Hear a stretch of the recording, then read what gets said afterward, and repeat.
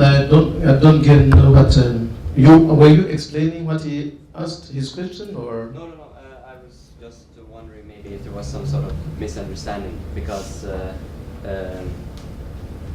never heard about what he's speaking about, but I have heard that the perpetrators of genocide have had a tendency to use health language for the genocide. Of course, the perpetrators were, especially, I always say that I like them to call it the power of words. The media in 1994, the media, the radio, RTLM, was using this language. Kill cockroaches.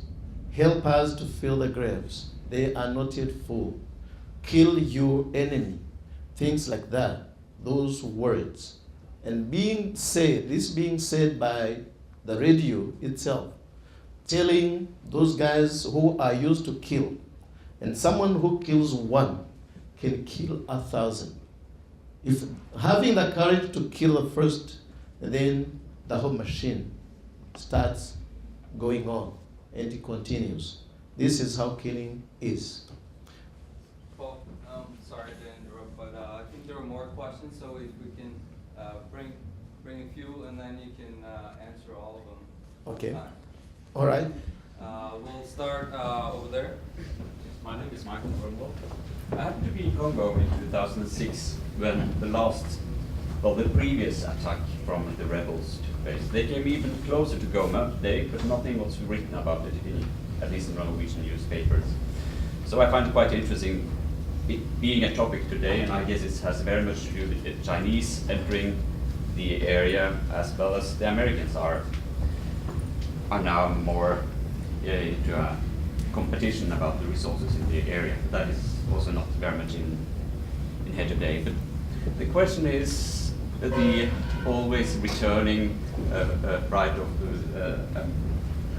potential genocide in Congo. According to my analysis, it's completely different structural bases. So I hear you say that the rebels have killed about 1 million people, and I would like to ask you, on what basis would you see a potential genocide occur? Because as well, you have not been making a distinction between the Banyamulenge people, the Tutsis, always been living in Congo, and the Rwanda's government, which you presume being Tutsi. So I would like if you could develop a little bit around this. Well, I talked about the a million people of Rwandans. Oh, sorry. Yeah, a million people killed in Rwanda in 1994. That I know, but you said that the Koda forces have been killing hundreds of thousands or even millions. I would like to.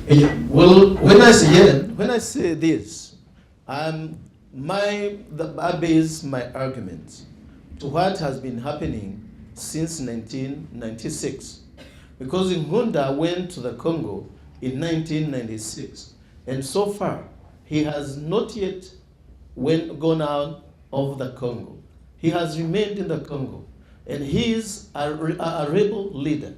So whatever happens, whoever is killed by not only the rebels, because the Rwandan rebels or Congolese rebels for that matter, they are not actually Congolese rebels. They are Rwandans fighting in the Congo. This is what is going on. They have been living there for hundreds of years. Well, Banyamulenges are Rwandans. They are Tutsi Rwandans who left Rwanda. As I said, Rwanda is a country which has been overpopulated for years and years, hundreds of years. When colonizers came in Rwanda, they had a free labor, for instance. They took this free labor to the Congo in the early 1900s. But they've been living there from before, and they are Congolese due to the Belgian putting the line between the Congo and Rwanda. That's why they are in Congo.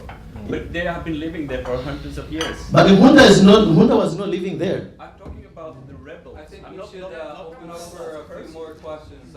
Maybe you can have a discussion after the session here. So I think there was a lady first in the right there. Yes. Hi, And then- my name. I'm working for the Norwegian Refugee Council, and we have projects for internal displaced in Burundi and Congo.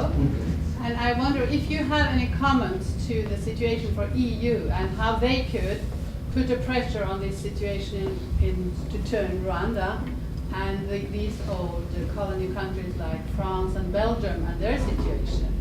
If you have any comments to that. Well, Oh, sorry. I just want to get in as many Go ahead. questions as possible because we only have about 10 more minutes. So first, yes, you. Well, yeah, my name is Hagen Shi, I'm a student. I'm just wondering, what do you consider to be the basis for the US-UK Kagame relations? Because the way I see it, they still keep their hands over Kagame and his dictatorship, and well, what you see is the basis of this relationship, personal, political, is it economical? Yeah. There was one more in the. Was there a follow up here or no? Okay. Yeah. My name is Baguma Buranga. I'm also from the Congo. And I just want to comment what our brother here said a moment ago. That's about the genocide in the Congo.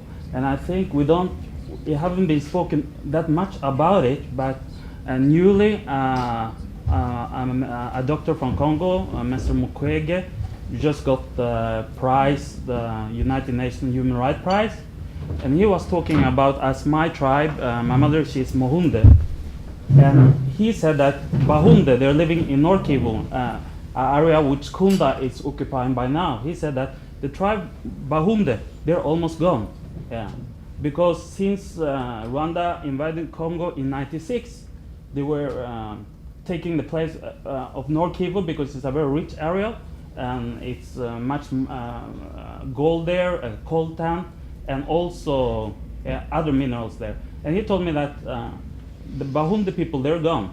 And they're like, we can see maybe someone in the cities, but they're totally gone. So since '96 and to today, there have been genocide for some tribes in North Kivu and other places in Congo. But we never heard about it, and that's why it's been so quiet about it. And that's why also I want to thank you bringing this up.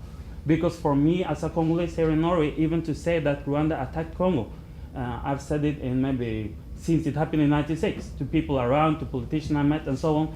It seems that people doesn't believe me.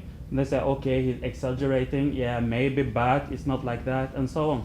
So I just want to thank you to bringing this up.